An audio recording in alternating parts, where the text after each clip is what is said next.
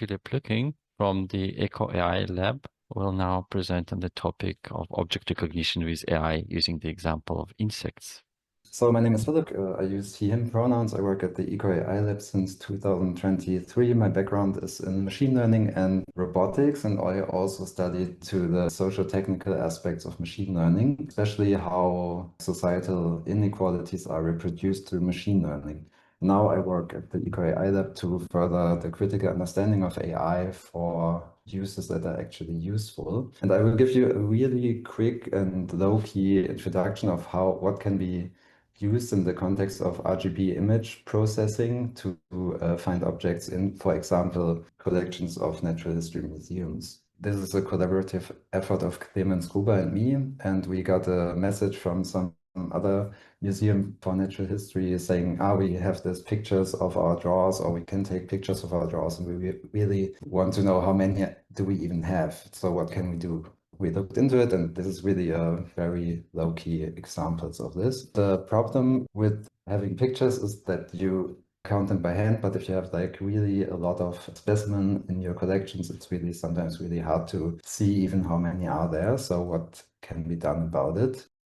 That you can even, like how the Museum for Natural History in Berlin is doing it now, to open up the data repositories to share it across institutions and to make it available for the public or other professionals, which is really sensible for collaboration. So what can we do with easy image recognition techniques? So we have different cases. We have, for example, the classification cases where you can have an image and then you just say, okay, this is a cat or whatever, a dog or something.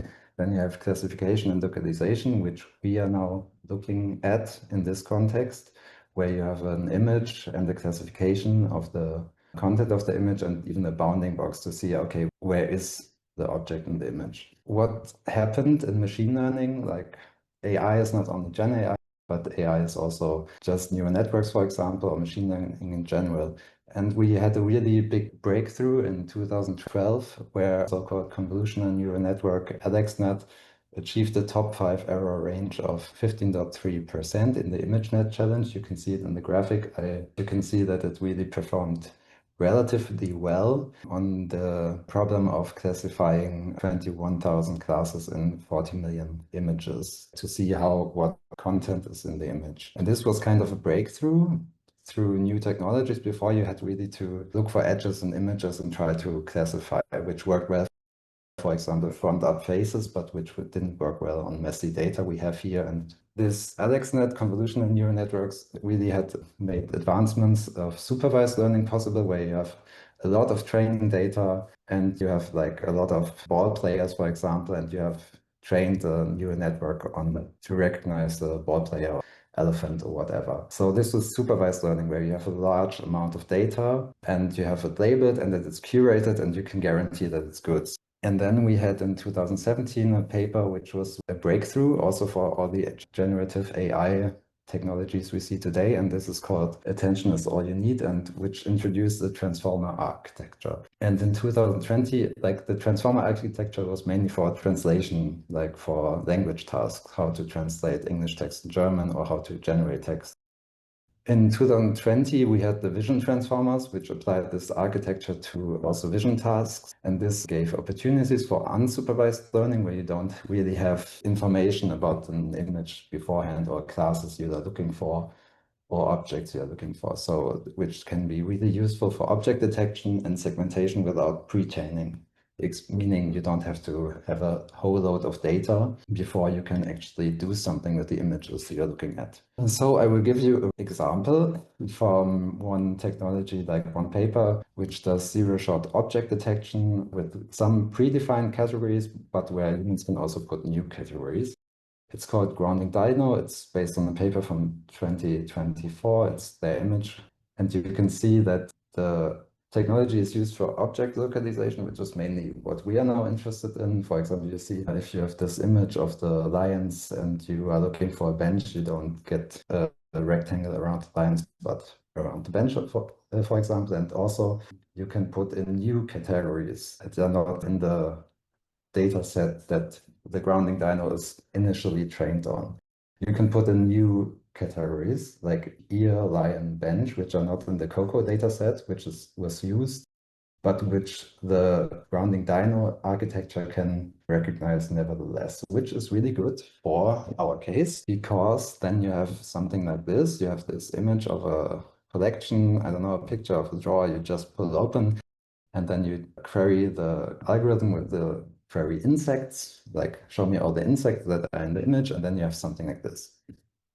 So it really, I mean, for this is an example where it works really, really well, where you have like a rectangle around all the instances of an insect, and you have the probability, how certain the algorithm is, which you can kind of ignore also because it doesn't say so much, but you can now see there isn't that many insects in the image. So you can just put it out, take a picture, and have the result. Here we have an example which is more messy, and the picture is super pixelated. So I think there's an instance of this image that is better, and then you also see kind of limitations, of course. So you should use better image quality. But I think it's pretty nice because I just downloaded the code from GitHub. It's all open source, and you can just use it, and it gives you pretty neat results. Also, what can we do? Because we don't only want to know how many insects are in my image, but maybe you also want to combine this knowledge with, maybe I now want to train a net on, for example, locusts, like to know not only how many are in the picture, but what kind of insect is in the picture. So you could use something like the SAM algorithm from 2023, which does object segmentation, which means it tries to tell for each pixel whether it belongs to an object or not. So we have the demo, you can see the link down below, and you can just upload any image, and then you just put some clicks on the image. Like, for example, I put some teal dots where I clicked, and then you can see that it's also pretty nice at making masks on the image to see, okay, which pixel belongs to which insect. And then you could use this information, not only the bounding box, but really the segmented object, to use it for training and to say, okay, we have this, I don't know, 1,000 images of locusts.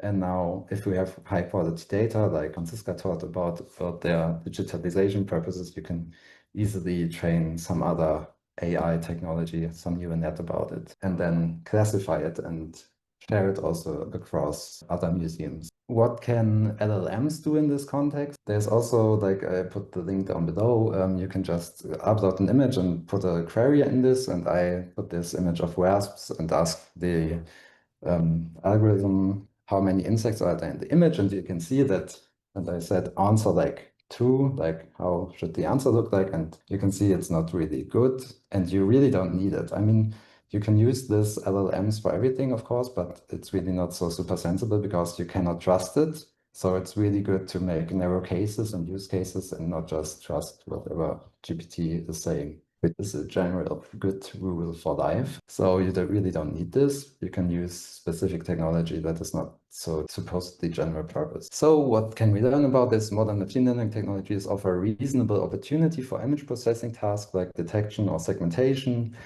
It can be helped through, for example, segmentation for labeling and training on these sets.